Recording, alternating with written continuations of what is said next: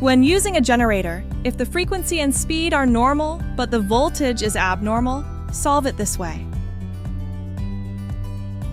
AVR is the voltage manager of the generator, responsible for regulating output voltage stability in real time. The yellow metal adjusting screw on AVR controls voltage by adjusting excitation current.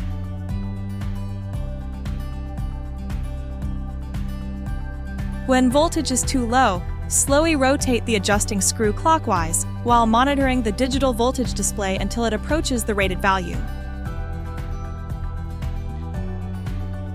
When voltage is too high, slowly rotate the adjusting screw counterclockwise to reduce excitation current and bring voltage back to a reasonable range.